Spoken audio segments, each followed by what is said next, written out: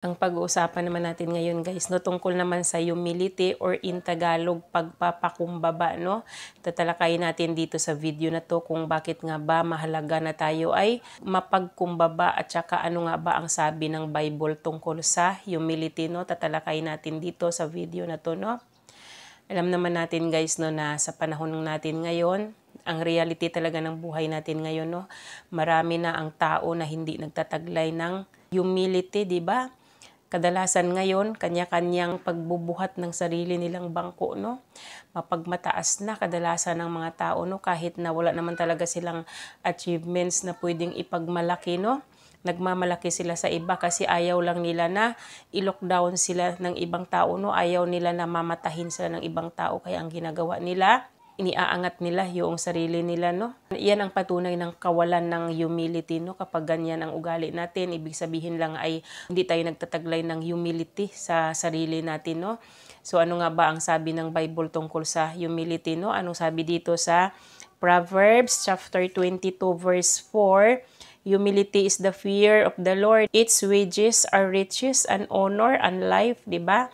Nakasaad dito, kapag ikaw may takot ka sa Diyos, dapat nagtataglay ka ng pagiging mapagkumbaba, no? Kasi ang kabayaran daw nitong pagiging humble natin, ito ay nagbibigay sa atin ng kayamanan at saka nagbibigay siya ng karangalan, di ba? Kasi syempre, si God hindi niya binibless ang mga mapagmataas na tao, no? Sino ang binibless ni God? Yung mga mapagkumbaba, di ba?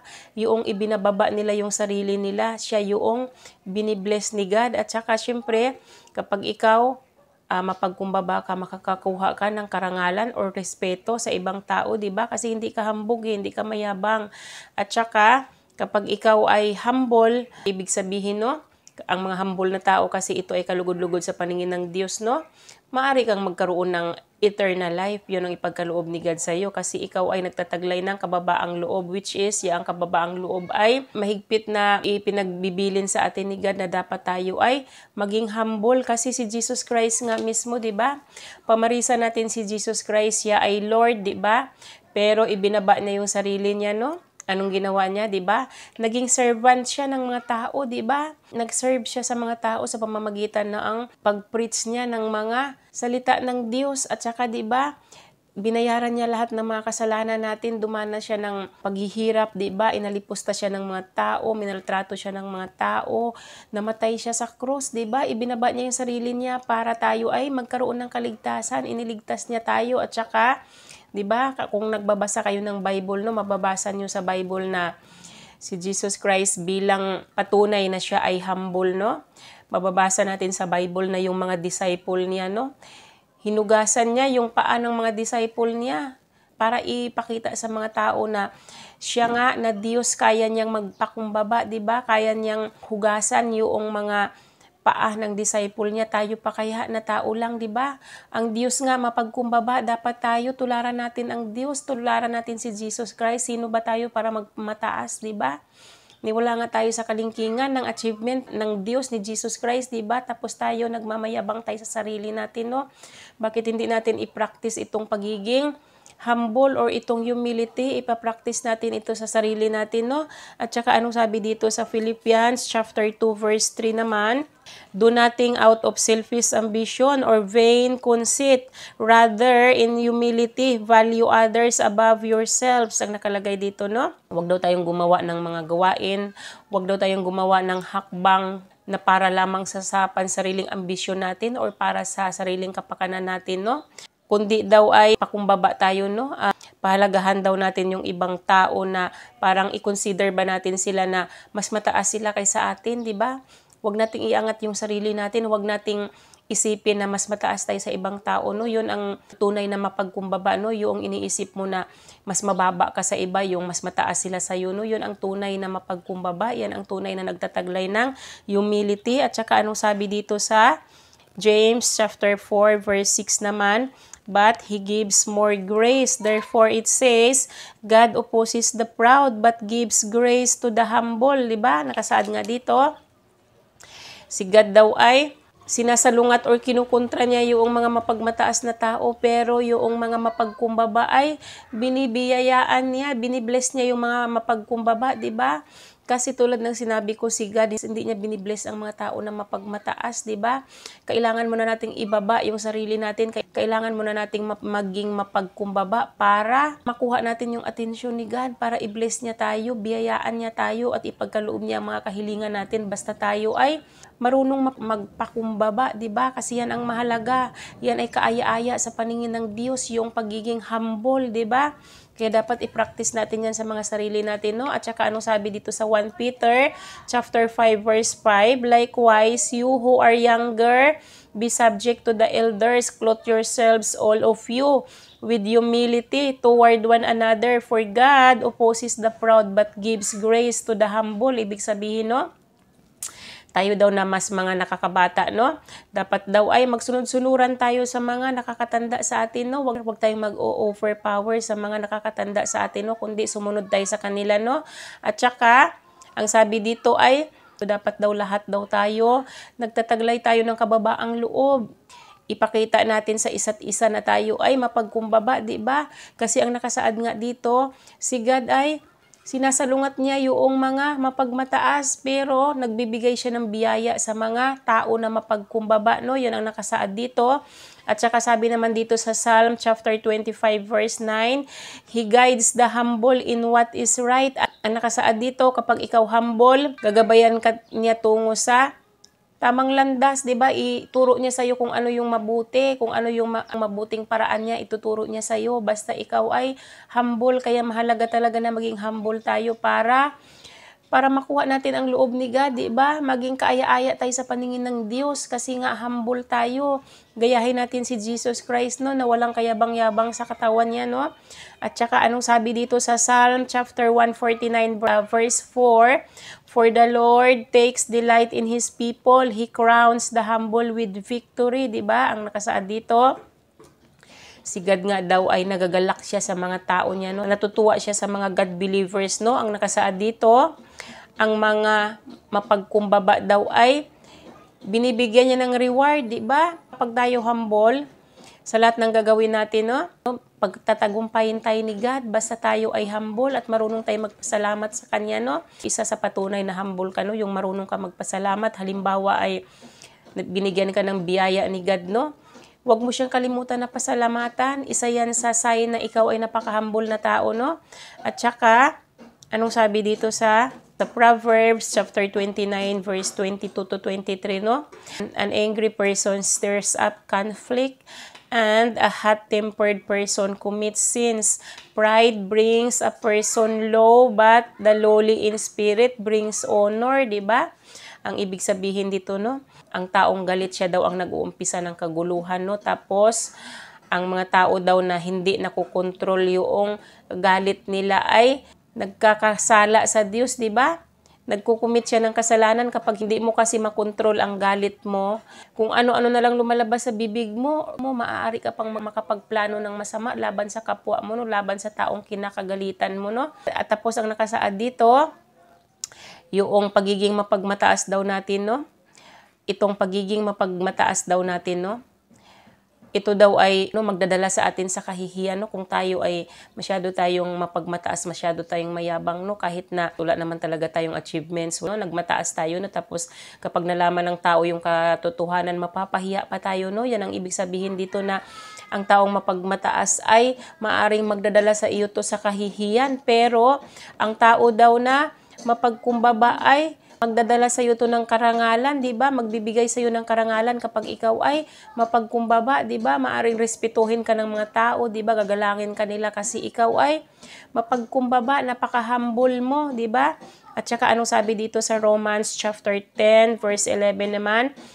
Anyone who believes in Him will never be put to shame, 'di ba? Ang naniniwala daw sa Diyos, no? Nakasaad dito, kung sino man ang naniniwala sa Diyos ay hindi tayo mapapahiya. Kaya dapat ay magkaroon tayo ng faith kay God kasi hindi tayo pahihiyain ni God, 'di ba? Kapag tayo ay may tiwala sa Kanya. 'Di ba? Pahihiyain ba tayo ni God?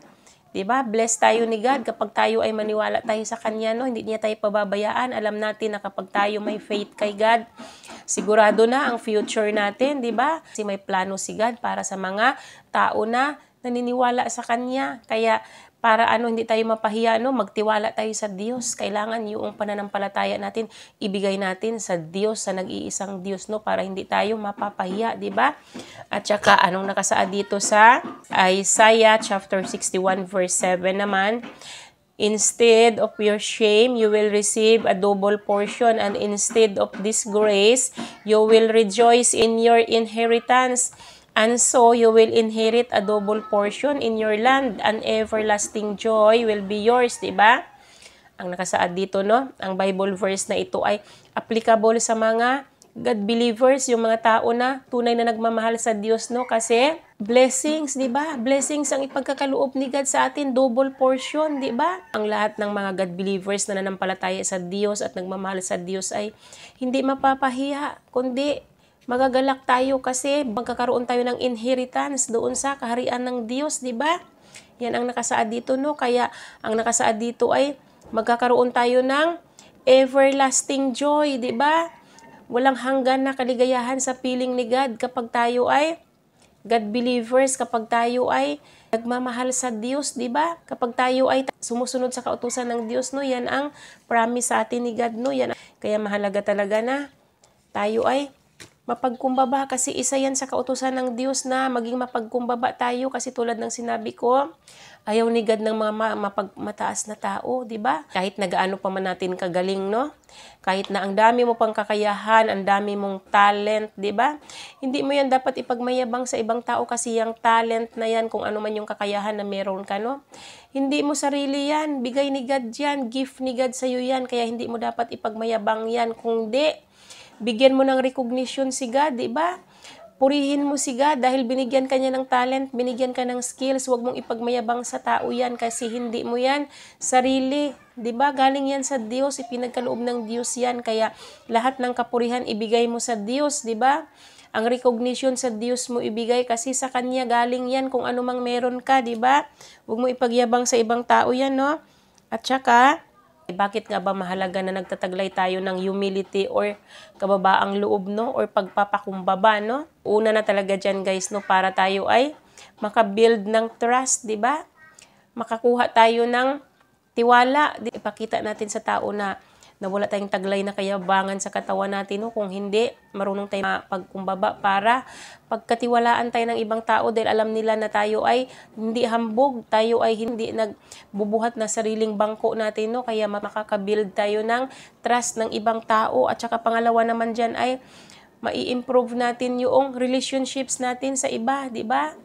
Kasi siyempre kapag tayo, mapagkumbaba tayo na tao, no? Marunong tayong makinig sa ibang tao, no? Marunong tayong tumanggap ng payo or marunong tayong mag-accept ng mga feedbacks or puna ng ibang tao, no?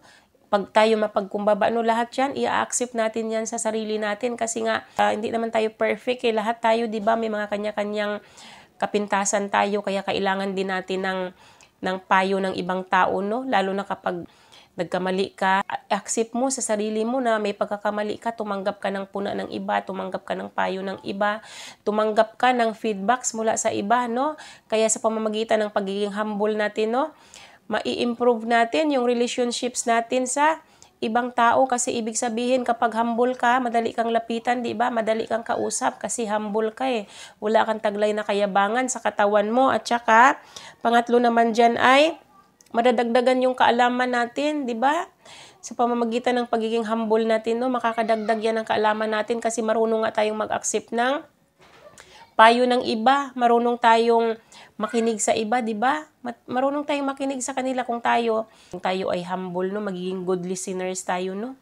Makikinig tayo sa iba, lalo na kung alam natin na yung nagsasalita ay pwede nating kapulutan ng aral, no? Kung tayo humble, marunong tayong makinig sa kanila para madagdagan ang kaalaman natin. At kung tayo humble, marunong tayong tumanggap ng payo para madagdagan ang kaalaman natin, no? Yan ang patunay na humble tayo, no? Yung marunong tayong makinig sa iba, marunong tayong mag-accept ng mga payo ng iba, no? At yan ay nakakadagdag ng kaalaman sa atin. At saka, pang-apat naman ay makaka-improve siya ng leadership, no? Kung tayo nga ay namumuno, no? Kailangan talaga yun na Kung ikaw mali, no, kailangan mag-accept ka ng puna ng ibang tao para mag-grow ka bilang leader, di ba? Kailangan mo ng payo ng ibang tao para mag-grow ka bilang isang leader, di ba? Kaya makaka-improve siya ng leadership. At saka, kapag ikaw, no, nagtataglay ka ng pagiging humble, no, dito ka makakapag-practice ng gratitude, no? Sa pamamagitan ng pagiging humble mo, no? Matututunan mo kung paano magpasalamat lahat kahit na maliit na bagay man na natanggap mo, di ba? Kung kahit na napakaliit ng achievement mo or ano man yung mga bagay na natanggap mo mula sa iba, no? Dapat matuto kang magpasalamat, no? Isa yan sa indikasyon na ikaw ay humble na tao, ikaw ay nagtataglay ng humility, no? At saka, paano nga pala natin malaman, no, na tayo ay humble pala, no? Ano nga ba yung mga signs na ang isang tao ay humble or kayo ay isang humble, no? Number 1 na talaga dyan, tulad ng sinabi ko, kapag ikaw ay nagtataglay ng gratitude or marunong ka magpasalamat, no, isa yan sa sign na ikaw ay humble na tao, no? Kahit na napakaliit lang na halaga na natanggap mo sa araw na ito, dapat ipagpasalamat mo yan, di ba? Marunong ka magpasalamat, unang-una sa Diyos, di ba? Kapag bless ka ni God, kahit gaano man kaliit ang blessings na natanggap mo, pasalamatan mo para lalo pang ganahan si God na i-bless ka, di ba? Kasi marunong kang magpasalamat, natutuwa ang Diyos sa mga tao na marunong magpasalamat. At saka, marunong kang makinig, no? Marunong ka makinig sa iba, marunong ka makinig ng payo, marunong kang makinig ng advice ng ibang tao. Yan ay sign din yan na ikaw ay mapagkumbaba na tao. At saka, pangatlo naman, kapag ikaw ay may pasensya, di ba? Pasensyoso ka, di ba? Kahit na ang kulit na yung kausap mo, nagpapasensya ka. Kahit na pinag-antay ka na ng sobrang tagal, nagpapasensya ka pa rin, huwag kang basta-bastang magalit. Yan ang indikasyon na iyan ang isa sa mga signs na humble ka, di ba? At saka, yung marunong kang humingi ng tulong ng iba, no? Ang isa sa patunay talaga na humble ka ay yung marunong kang humingi ng tulong sa iba, di ba? Huwag mong isipin sa sarili mo na kaya mong gawin lahat. Kailangan mo ng tulong ng iba, di ba? Kasi nga, lahat tayong mga tao, hindi tayo perfect, di ba? May mga kahinaan tayo, may mga bagay na hindi natin alam gawin. Dapat marunong tayong humingi ng tulong ng ibang tao, no? At saka, yung marunong tayong mag-accept ng pagkakamali natin, di ba? Isa yan sa mga signs na humble ka. Kapag ikaw nagkamali, no, i-accept mo sa sarili mo na kasalanan mo, huwag ka nang mang-blame ng ibang tao, no? I-take mo sa sarili mo yung responsibility ng pagkakamali mo, huwag mong i-blame sa iba, di ba? Huwag ka nang mangdadamay pa ng ibang tao sa kasalanan na ikaw mismo ang gumawa, di ba? At saka, isa din sa mga sign na humble ka kapag ikaw ay marunong makinig sa ibang tao, di ba? Great listeners ka, di ba? Halimbawa, may kausap ka, no? Pakinggan mo siya kasi baka mamaya yung sasabihin niya na mapupulutan mo ng aral, no?